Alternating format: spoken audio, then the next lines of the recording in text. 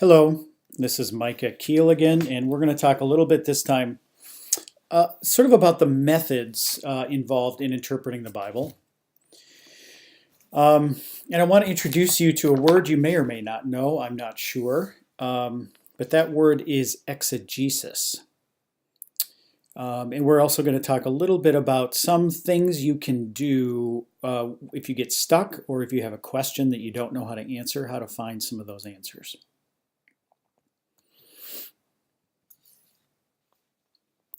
The first thing I would recommend is I have uploaded to Moodle a sheet called What is Exegesis? And so you can look at that, and this will make more sense if you can print that out or have a copy of it up on your screen while you're watching this. Exegesis is a word that means literally to read out the meaning of a text. What that means essentially is we want to pay careful attention to what the text says, the details, the kind of way it presents itself, to try to let the meaning of the text emerge from what the words actually say. There's always going to be some element of ourselves in our interpretation, but we also want to respect the text and try to understand it on its own terms. So when you're doing this, it's important to remember this is not a scientific process. And the best way to get good exegesis, good interpretation, is simply through patient engagement and observation. You can't interpret the Bible well on the fly. And I know that's a difficult thing because of the busy lives that we all lead, but the more patient engagement you can give it, the better. In addition to that, the text itself should be the primary source and judge of the interpretation that you want to offer. I steal this from a colleague of mine, but I like it. He says, there's more than one correct interpretation, but some interpretations are better than others. So in other words, we're not looking for one thing, but there are ways to adjudicate and think about some interpretations that may be more plausible or better than others. And this is something we'll see playing out and working itself out in the different specific texts that we work on together. If you look at the handout, I just want to mention briefly sort of the 5 different areas to think about when you are trying to do exegesis interpretation of a passage. And there's more detail under each of these categories on the handout that you can download. The first one is context.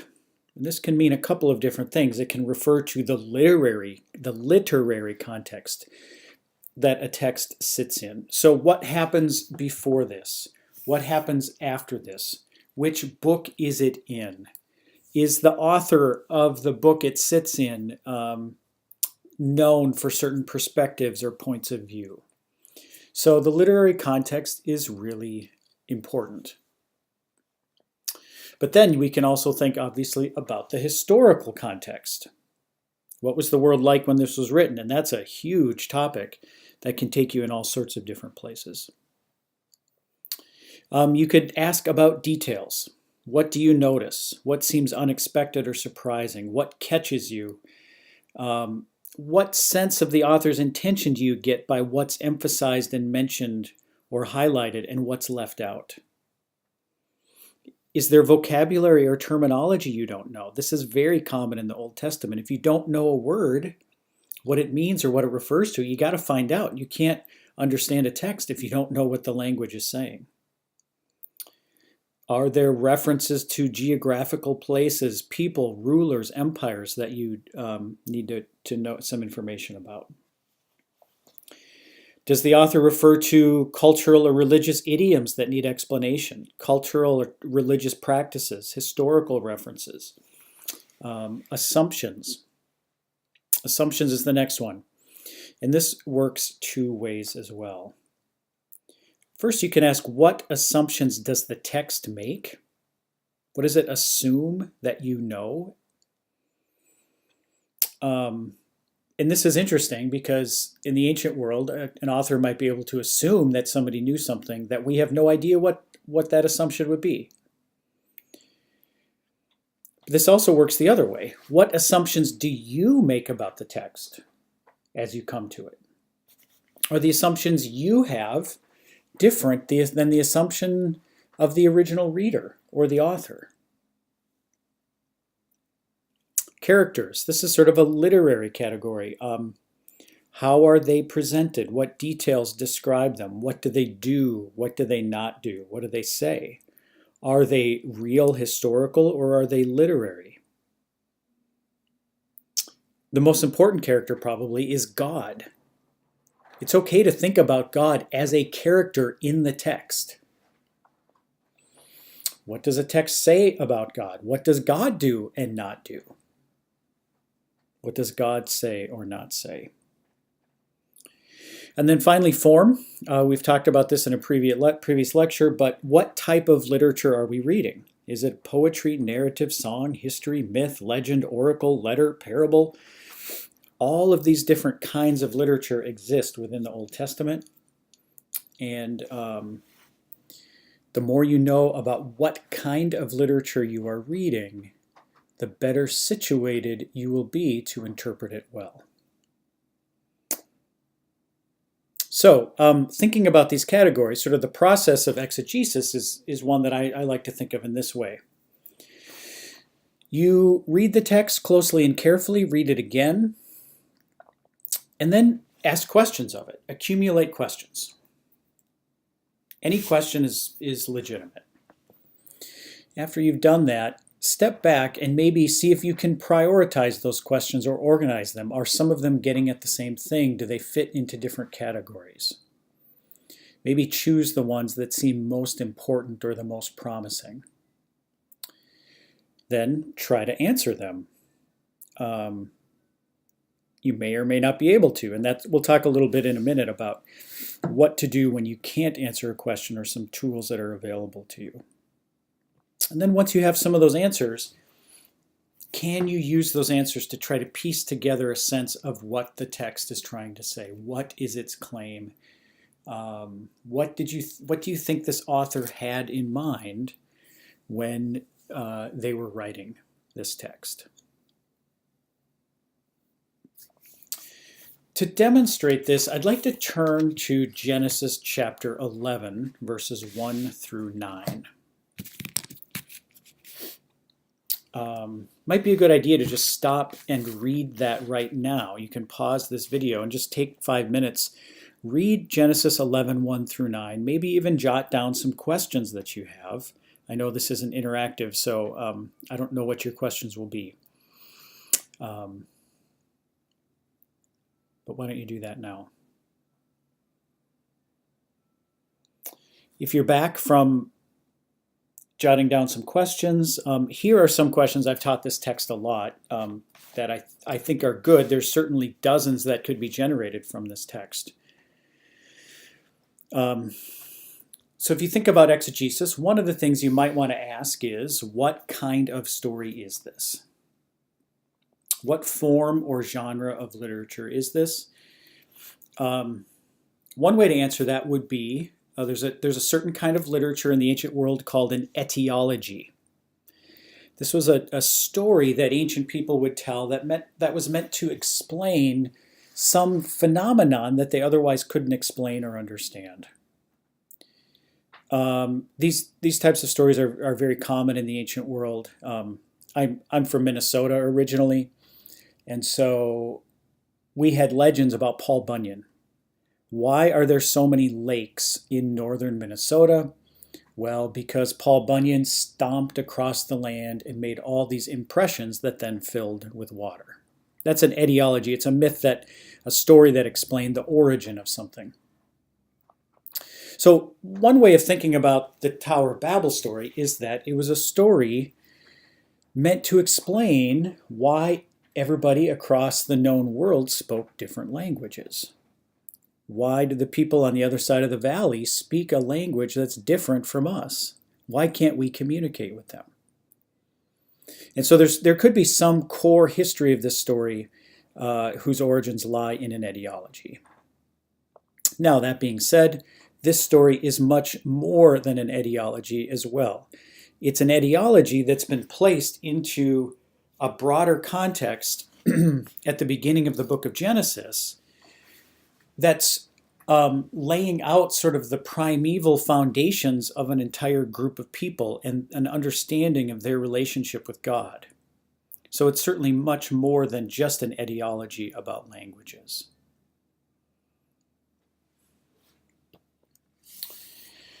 A lot of people will often ask about this text, why does God speak in the plural? Why does God say us? Let us go down. And that's a good question. It's actually not a very easy one to answer.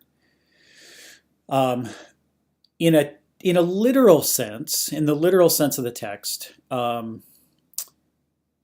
this is not the Trinity. Okay, this was written thousands of years before that understanding of God started to be revealed. So I don't think that's really the best way to understand it, although there would be a time and a place for that in a certain kind of more allegorical interpretation, or figural reading, but I don't think that's the right path, at least initially. This could be a text that comes from a time before the Israelites were strict monotheists. We'll talk at a later date about how their understanding of there being one God is something that developed over time. And so this could be a text that's very old and comes from a time when they believed in more than one God. Another way of thinking about it is that it's just a literary feature. The author is telling a story, and for that story to work, there needs to be discussion and conversation, and it would sound strange to have God speaking to God's self. So rather than say, make it sound like God's talking in the first person, maybe that sounds a little bit crazy, it uses the plural to make it sound like there's a conversation going on within the divine. So those are kind of some options for understanding that question. There are a couple of other questions that I think cut to the heart of this story and that I think often in the text have answers that are different from how we sort of maybe generally have perceived of this story. So the question, why do they build the tower, is a good question. The interpretation I've always heard of this story, and the one that sort of the Sunday school interpretation, if you will, is that the people are building this tower to try to storm heaven. They're trying to find their own way to God. There's a sense of arrogance and hubris because they think they can reach heaven and God on their own through their own power. I don't think there's actually much to defend that view in the details of the text itself. If you look closely at verse 4, they're actually quite explicit about why they build the tower. It says, "Then they said, 'Come, let us build ourselves a city and a tower with its top in the heavens.'" That could also be just translated as sky. "And let us make a name for ourselves. Otherwise we shall be scattered abroad upon the face of the whole earth." They're building the tower because they're afraid they're going to be scattered. They are being unified. So, what's the problem with this in God's point of view? Why does God scatter them at the end? And here, too, I think we have often misunderstood this text. The interpretation, again, that I usually hear is God sees the tower and is sort of threatened by it. God thinks, no, they're doing the wrong thing. That's not the right way to get up to heaven. And so God scatters them as a punishment for doing something wrong.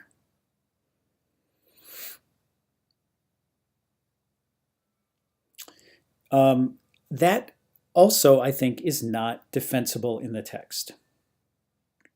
If you look at verse 6, starting verse 5, "Then the Lord came down to see the city and the tower which the mortals had built." That line to me is almost humorous. This big tower that the humans think is scraping the sky is so big and threatening to God. God has to stoop down to even be able to see it. It's kind of funny. But what is it that God is upset about? He doesn't care that they're building a tower. The tower is almost irrelevant to him.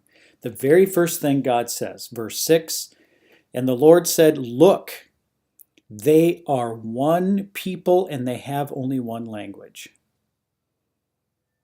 They are unified. That's the thing that bothers God. Now we're getting deep into this story, and we're getting a better sense of what it is about by asking simple questions about what happened and really letting the text lead us to the answers, not jumping to assumptions or conclusions about what those answers are.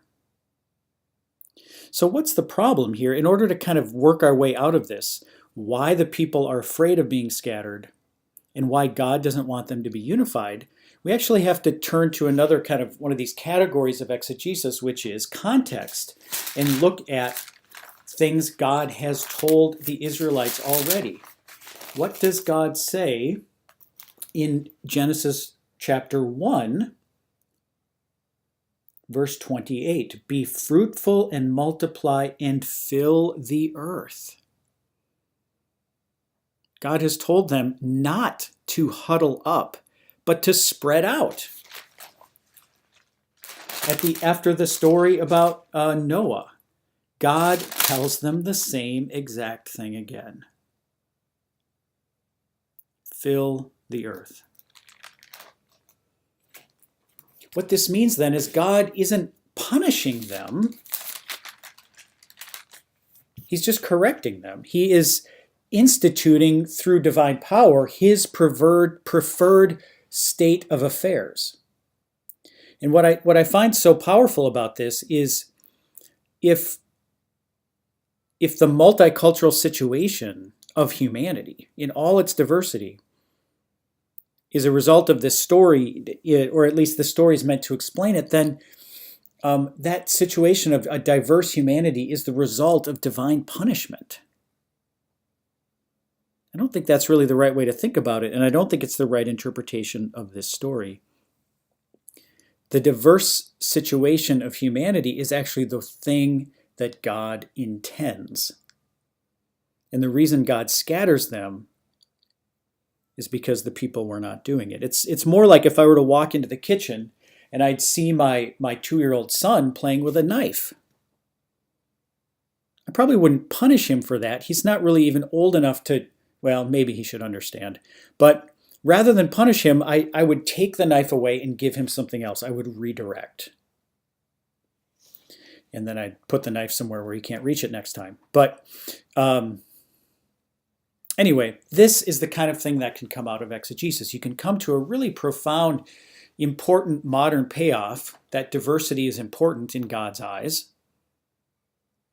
There's lots of different kinds of human beings out there, and that God wants that as a natural expression of the details of what this text is saying.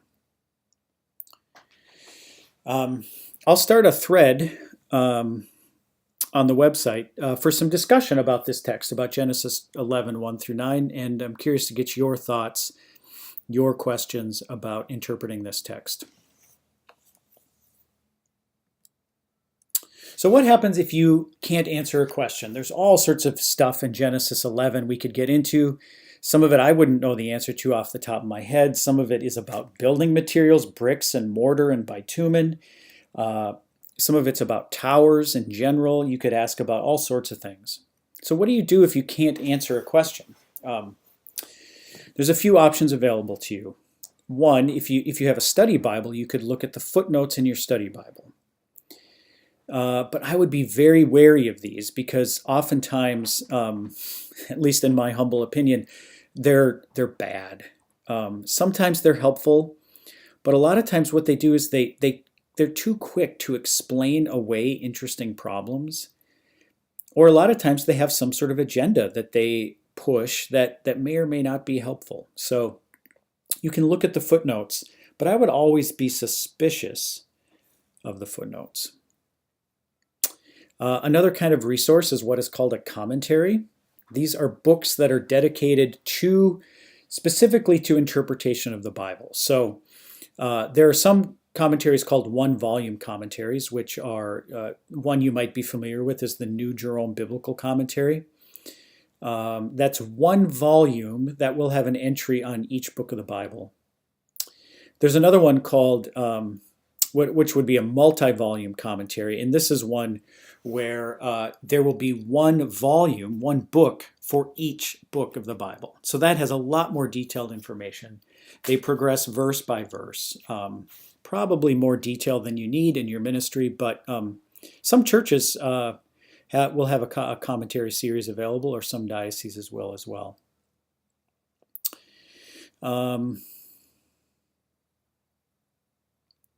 A monograph is a book that's more topical on the topic of Scripture. So there might be a volume that would focus on one particular issue rather than one particular set of books. Then finally, if you want really detailed information, you can look at a journal article. That's, again, these tend to be more highly specialized, but there are some journals that are specifically for preachers, and so that might be an interesting thing to look at as well. Finally, as you know, because you're listening to this on the internet, there's a whole thing out there called the internet. But you should be careful about this. I did a Google search here just on the word Exodus, and here's what came back. First, the Wikipedia entry for the book of Exodus. Second, Exodus International, freedom from homosexuality through the power of Jesus Christ. I don't know anything about that. The official Exodus website is the third entry. The official website for Bay Area thrash metal band Exodus, the Atrocity Exhibition. So in other words, just be careful about the internet. It can be helpful, but it can often lead you to strange places as well. Here are a couple of websites you could check that I think would have reliable information. One is a website called enterthebible.org. This was put together by Luther Seminary in St. Paul. And their companion website is one that might even be better, which is called workingpreacher.org. It has entries every week on the lectionary readings. And they tend to be really good and really helpful. So that could be a helpful resource. The Bible Odyssey is also a really good one. This is put together by the Society of Biblical Literature. Lots of good historical information there. So if you're reading something and say you had a question about the Tower of Babel or the Plain of Shinar or something like that, this is a place you go there, you just type it into the search pane, and you might get some information back. The New Testament Gateway is a clearinghouse run by a scholar at Duke University, and he just really keeps that updated with lots of new resources on the internet. It says New Testament Gateway, but I'm pretty sure there's Old Testament references and resources on there as well. So those are some things that are available, and exegesis is our method for this course. And we will be working on it. Exegesis is an art. And the more you do it, the more comfortable you get with it. And so I hope to see you engaging in it and improving in it over the period of this course. Thank you.